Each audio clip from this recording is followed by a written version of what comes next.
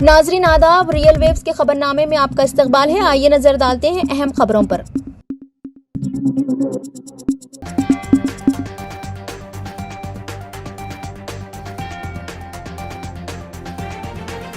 حیدرآباد کے L B stadium میں مودی کیسری کے فائنل کشتی مقابلے میں پرانے شہر کے پہلوانوں کے درمیان ہوئے ریزلنگ مقابلے میدان جنگ میں تبدیل ہو گئے۔ جھگڑا ظفر پہلوان اور سلام بن یوسف پہلوان کے گھر والوں کے درمیان ہوا۔ پہلوانوں نے ایک دوسرے پر کرسیوں سے مار لیا۔ جیت حاصل کرنے کے معاملے میں ان دو پہلوانوں کے درمیان جھگڑا ہوا۔ ان کی مار پیٹ سے سامعین وہاں سے بھاگ گئے۔ اس لڑائی میں 10 افراد زخمی ہوئے جنہیں اسپتال منتقل کر دیا گیا۔ مقامی لوگوں کی اطلاع پر پولیس موقع پر پہنچ گئی۔ سائبرآباد پولیس نے اسٹیڈیم پہنچ کر دونوں گروپوں کو منتشر کرنے کی کوشش کی۔ تب تک فرنیچر اور کرسیاں تباہ ہو گئی۔ واقعے پر دونوں گروپوں نے پولیس اسٹیشن میں ایک دوسرے کے خلاف شکایت کی ہے۔ پولیس نے مقدمہ درج کر لیا ہے اور تفتیش کر رہی ہے۔ لڑائی میں ملوث کچھ لوگوں کو حراست میں بھی لے لیا گیا ہے اور ان سے پوچھ تاچھ کی جا رہی ہے۔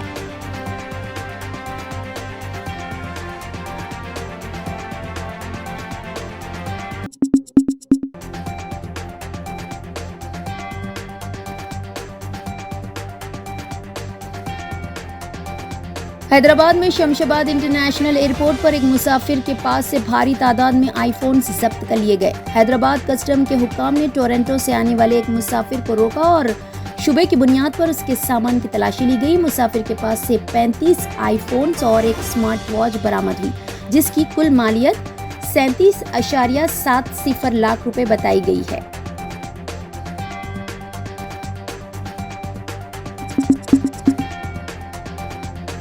اسرائیل پر حماس کے بنیاد پسندوں کے اچانک حملے کے بعد پورے اسرائیل میں صورتحال کشیدہ ہو گئی۔ اس تناظر میں ہندوستانی سفارت خانے نے اسرائیل میں ہندوستانی شہریوں کے لیے ایک ایڈوائزری جاری کی ہے۔ انہوں نے خبردار کیا کہ غیر ضروری طور پر باہر نہ نکلیں۔ تل ابیب میں ہندوستانی سفارت خانے نے اپنی ایڈوائزری میں کہا کہ اسرائیل کی موجودہ صورتحال کے پیش نظر ہندوستان کے شہریوں کو ہائی الرٹ رہنا چاہیے۔ مقامی حکام کی جانب سے تجویز کردہ حفاظتی پروٹوکول پر عمل کریں، بلا ضرورت گھر سے باہر نہ نکلیں، محفوظ کیمپوں کے قریب رہیں، ہنگامی صورتحال میں سفارت خانے کے عملے سے رابطہ کریں۔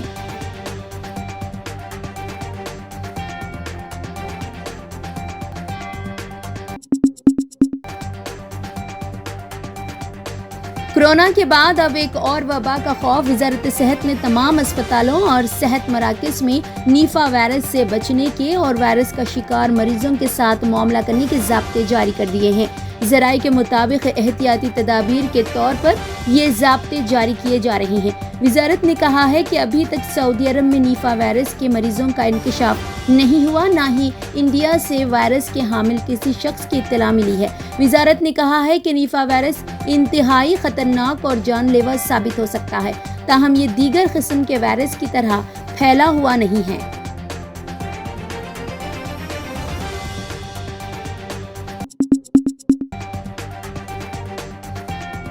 Indian union Muslim league Telangana state executive body کی میٹنگ 6 اکتوبر کو اس کے گریٹر حیدرآباد آفس بہادرپورہ میں منعقد ہوئی۔ تلنگانہ میں اسمبلی انتخابات کے شیڈول کے اعلان کے پہلے میٹنگ میں وسیع مسائل پر تبادلہ خیال کیا گیا اور بات چیت جامع اور وسیع تھی۔ ریاست کی صورتحال سے لے کر چیلنجز اور سیاسی مساوات تک۔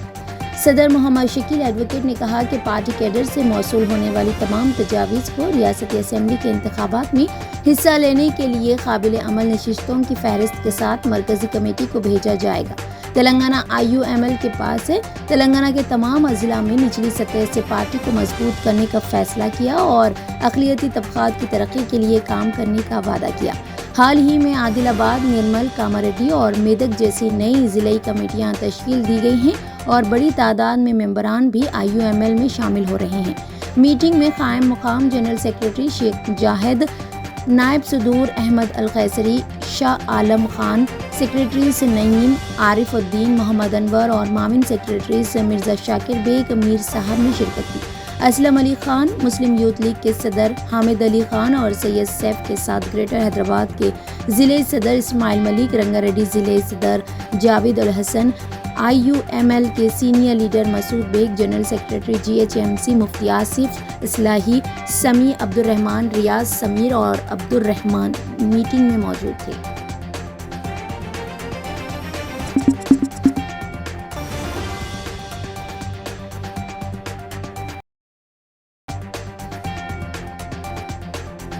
حیدرآباد کے نہرو زوالوجیکل پارک میں ایک نوجوان پر ہاتھی نے حملہ کر دیا، جس کے نتیجے میں اس کی موت ہو گئی۔ بتایا جاتا ہے کہ 28 سالہ شہباز پر ایک ہاتھی نے اچانک اس وقت حملہ کر دیا جب وہ آج شام ایک ہاتھی سفاری کے ڈیوٹی پر مامور تھا۔ عام طور پر ایک ہاتھی سفاری میں 5 سے 6 لوگ ڈیوٹی پر ہوتے ہیں۔ ہفتے کے روز زو پارک کی 60 سالہ تقریب میں کچھ لوگ مصروف تھے۔ اس وقت صرف شہباز ہی ڈیوٹی پر تھی۔ ہاتھی تیزی سے آگے بڑھا اور اسے زمین پر گرا دیا اور پیروں سے کچلنے لگا۔ اس حملے میں شہباز شدید زخمی ہو گئے۔ انہیں DRDO اسپتال منتقل کیا گیا، تاہم ڈاکٹروں نے تصدیق کی کہ وہ پہلے ہی مر چکے تھے۔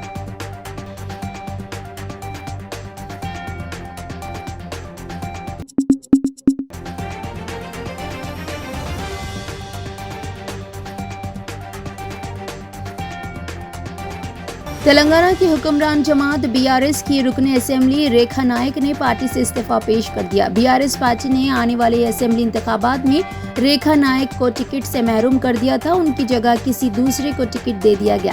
اس دن سے ریکھا نائک پارٹی قیادت سے ناراض تھی۔ ناراض ریکھا نائک نے پارٹی کے خلاف بغاوت شروع کر دی اور وہ کانگریس میں شامل ہونے کا اعلان بھی کر دیا تھا۔ ان کے شوہر چند دن قبل ہی کانگریس پارٹی میں شامل ہو گئے ہیں۔ آج استعفے کا اعلان کرنے کے بعد ریکھا نائک نے آنے والے انتخابات میں مقابلہ کرنے کا عزم ظاہر کیا ہے۔ سمجھا جاتا ہے کہ ریکھا نائک بہت جلد کانگریس پارٹی میں شامل ہو جائیں گی۔ حیدرآباد کے سرو نگر علاقے میں 25 سالہ ہندو نوجوان پر اس کی مسلم بیوی کے بھائی اور اس کے دوست نے لوہے کی راڈ اور چاقو سے حملہ کرتے ہوئے سرعام قتل کر دیا تھا۔ آج عدالت نے دونوں ملزمین کو عمر قید کی سزا سنائی ہے۔ بتایا گیا ہے کہ سید مبین احمد اپنی بہن اشرین سلطانہ کی ہندو نوجوان ناگا راجو کے ساتھ شادی کے خلاف تھا اور اسے وارننگ بھی دی تھی۔ یہ واقعہ گزشتہ سال 4 مئی کی رات حیدرآباد کے سرو نگر میں اس وقت پیش آیا جب متاثرہ نوجوان بی ناگا راجو اپنی بیوی اشرین سلطانہ کے ساتھ موٹر سائیکل پر جا رہا تھا۔ اسکوٹر پر سوار حملہ آور سید مبین احمد اور محمد مسعود احمد نے ان دونوں کو سڑک پر روکا اور ناگا راجو پر پہلے لوہے کی راڈ اور پھر چاقو سے حملہ کیا، جس سے موقع پر ہی اس کی موت واقع ہو گئی۔ پولیس نے اسی وقت دونوں افراد کو گرفتار کر لیا تھا اور جمعے کو رنگا ریڈی کی ضلع عدالت نے انہیں عمر قید کی سزا سنائی۔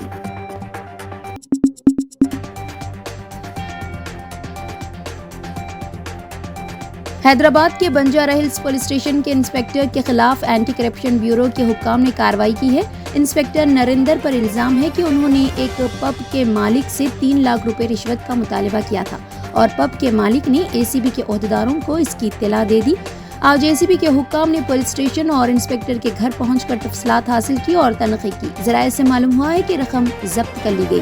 رشوت کے اس معاملے میں بعض ماتحت ملازمین پولیس کے بھی ملوث ہونے کا پتہ چلا ہے، تاہم ACB اس پورے معاملے کی جانچ کر رہی ہے۔ اس دوران انسپکٹر بنجارہ ہلز کو خرابی صحت کی بنا پر اسپتال سے رجوع کیا گیا۔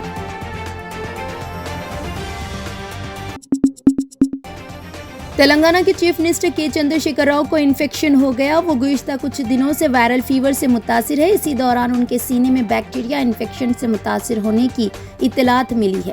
چیف منسٹر کے فرزند اور تلنگانہ کے وزیر IT KTR نے یہ بات بتائی۔ ریاست تلنگانہ کے بچوں کے لیے ناشتے کی اسکیم کے آغاز کے موقع پر KTR نے ایک TV چینل سے بات کرتے ہوئے کہا کہ چیف منسٹر کے چندر شیکھر راؤ کو وائرل انفیکشن کے بعد سینے میں بیکٹیریا انفیکشن ہوا ہے، لیکن وہ صحت مند ہے۔ KTR نے کہا کہ وہ بہت جلد عوام کے درمیان آئیں گے۔ چیف منسٹر کچھ دن پہلے وائرل فیور سے متاثر ہو گئے تھے۔ گھر پر ہی ماہر ڈاکٹروں کی نگرانی میں ان کی قیامگاہ پر ہی علاج کیا جا رہا ہے۔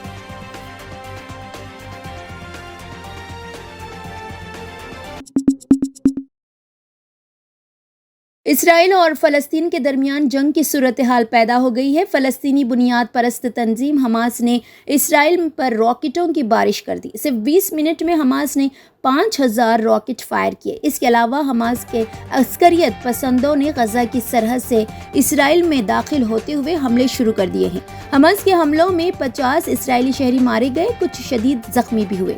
بین الاقوامی میڈیا رپورٹس کے مطابق حماس کے اچانک حملوں کے پیش نظر اسرائیلی فوج ملک بھر میں چوکس ہو گئی ہے۔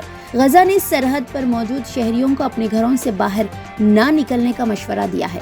فلسطین کے خلاف کمانڈو آپریشن کرنے والے اسرائیل نے خبردار کیا ہے کہ ان کے ملک پر حملہ کرنے کے پرعزم دہشت گرد تنظیم حماس کو اس کی قیمت چکانی ہوگی۔ اسرائیلی فوج اور حماس کے جنگجوؤں کے درمیان فائرنگ کا تبادلہ جاری ہے۔ اسرائیل کے ملک میں کئی مقامات پر زبردست دھماکے ہو رہے ہیں۔ اطلاعات ہیں کہ حماس کے راکٹوں سے اسرائیل میں مرنے والوں کی تعداد زیادہ ہو سکتی ہے۔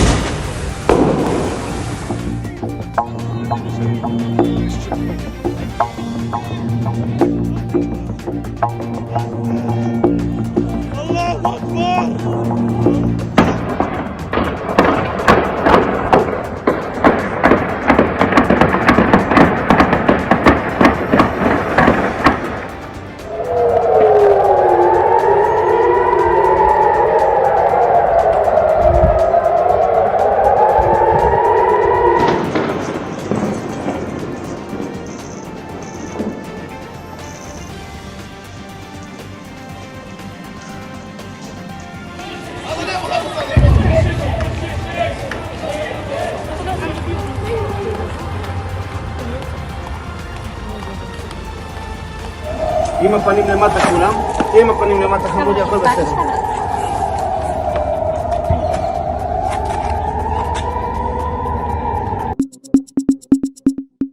خبرنامے میں فی الحال اتنا ہی۔ تازہ ترین خبروں کو دیکھنے کے لیے آپ دیکھتے رہیے ریئل ویوز۔ چینل کو لائک، شیئر اور سبسکرائب کرنا نہ بھولیں۔